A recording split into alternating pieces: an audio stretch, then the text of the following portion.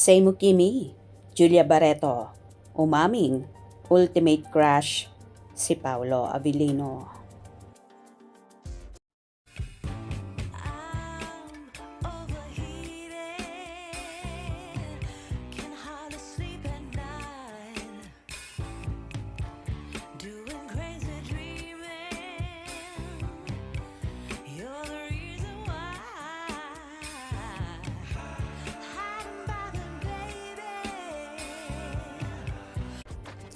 Nagbahagi nga ng saloobin si Julia Barreto kung saan inamin niyang crush niya ang heartthrob na si Paolo Avellino.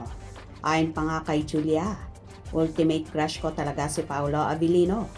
I remember when I was new in the industry. Talagang lumapit at nagpakilala ako noon. Kung saan pinutakti naman ang nasabing pahayag ni Julia na mga solid Kim Pao supporters. Kung may crush, magka-crush ka hanggang sa maduling ka. May chinita princess na si Pao.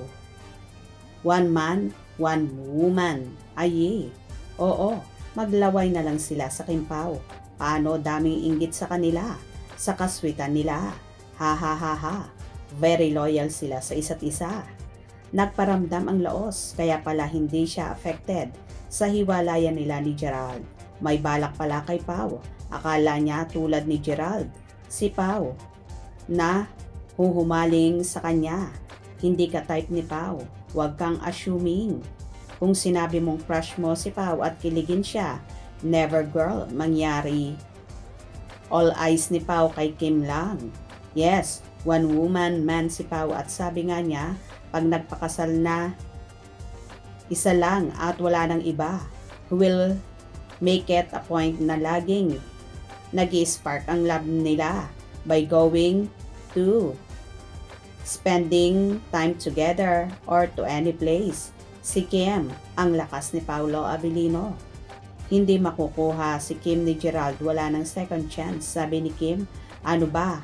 Kayong mga laos, ba't naman kayo nakikisaw-saw sa kasikatan ng Kim Pao? Kahit anong sabihin ni Julia Barreto, dead man ni Pao dahil may Kim Chiu at boyfriend ni Julia, si Gerald. Dito na makukuha ang isang Paolo Avellino. Nakamit na niya ang dream girl niya, tapos na ang paghihintay at sabi pa nga niya, the search is over na daw. Kaya wag na kayong mangarap na mapapasa inyo pa si Pao. Sobrang mahal niya si Chinita Princess. Endgame, panatag, solid, Kim Pao, 101%. Ay nako Julia, wag ka na mangarap kay Pao. Si Kim na ang matagal na niyang hinahanap at hinihintay. Ok na si Pao. Mga babaeng asyumera at pinipilit yung mga sarili nila kahit ang lalaki ay walang gusto. Nasa kay Kim na lahat ang katangian na isang babae na hinahanap-hanap niya at magdiyosawa na sila. Ok, kaya kung ako sa'yo, laos ka na, doon ka na lang kay Gerald mo. Inagaw mo naman yon kay Bea noon. Si Maha din, inagaw si Gerald kay Kim. Si Pao hindi ganon, basta na lang papatol sa inyo. Lalo na sa mga babaeng mga maaarte at pobre. Huwag ka nang manggulo at makisawsaw sa kasikatan ng Kim Pao. Wala yan sila. Hindi yan papansinin kahit kanino kasi mag-asawa na. Tinapos na yon ni Pao ang matagal nilang project ni Nadine at after noon kay Kim na yon hanggang dulo. Sabi ni Pao sa national TV, hindi nakakasawang makatrabaho si Kim. You beside me. Palagi. Ok Julia, wag ka nang mangarap kay Pao. Hindi mo siya maaagaw kay Kim katulad sa ginawa mo ni Bea noong inagaw si Gerald. Ok si Pao. Matalino yon. Sorry Julia, may babe Kimi na. Hanap ka na lang ng babe mo. Ha ha ha ha. Assuming si Julia gusto pa yatang agawin, epal. Isa pa to, para kayong mga garapata kakapit ng kakapit. Ano yan, lahat ng kay Kim gusto nyong saluhin?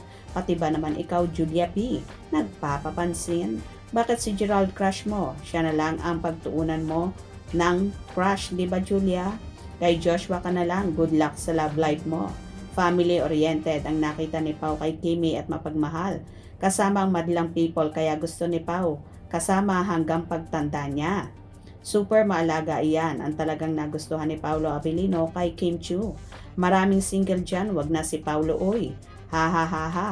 Si Gerald naghahabol kay Kim. Ito naman si Julia nagpapapansin. Ano ba kayo? Masaya na at ok na si Kim and Pau. Huwag nyo nang istorbohin. Huwag nang umasa pa. Ayaw ni Paulo ng babaeng lumalapit at nagpapahiwatig ng gusto sa kanya. Lalo na kung may cue from background.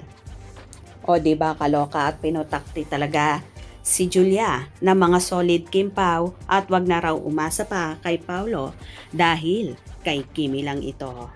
Hope you enjoyed. Please subscribe for more info.